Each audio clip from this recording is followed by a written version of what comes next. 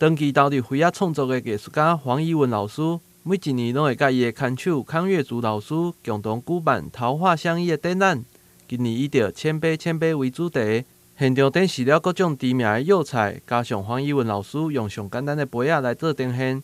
互参观的民众拢会使直接欣赏无同釉菜的特色。现场也准备了各种釉菜的说明资料，互民众会使对咧顶面的特色来欣赏每一个作品精彩的所在。这一次最主要是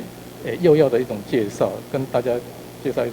一些陶瓷的釉药。陶瓷除了造型本身釉色其实是占很重要的一部分。所以我这一次用最简单的造型，就是讲上无聊的大家没有什么型可以看，当然就要看注意它的釉色的一般人可能对釉色的一些独特性不懂，所以我才做了一些海报简单的介绍。因为这些釉药都是我们几千年的传统留下来一些很美的釉药现代人可能不懂得怎么样去欣赏它。就是像故宫那些国宝级的陶瓷，它之所以能够那么珍贵，都是因为它有独特的釉药，就是很美丽的釉药。这一次的主题叫谦卑，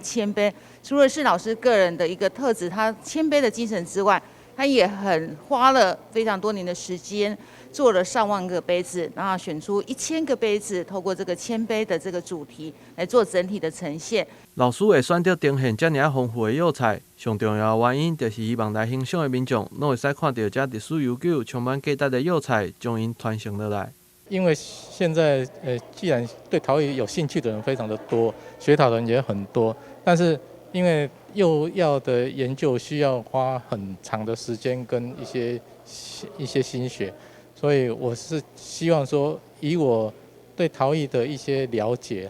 能够让这一次的展览让大家更认识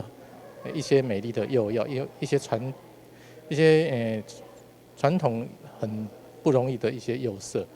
这个展览虽然叫做谦卑，但其实老师为了选择出上好的展品，制作了超过1万个杯仔，也互伊整个镜头拢受伤，但嘛互大家看到老师对艺术的坚持。虽然是谦卑，可是他为了选这1000个杯子，他其实做了上万个杯子，然后做到他的手都反击直了。这个是我们每次展览的时候，我都觉得对他很舍不得，因为2只手都是反击直，然后就是需要去做特殊的处理这样子。这一次因为就是杯子嘛，最简单的造型，但是数量非常的多，要展出1000个杯子，其实早就超过1万个杯子。然后因为才中间里面去挑选出来，就是很简单的动作，可是反复一直做，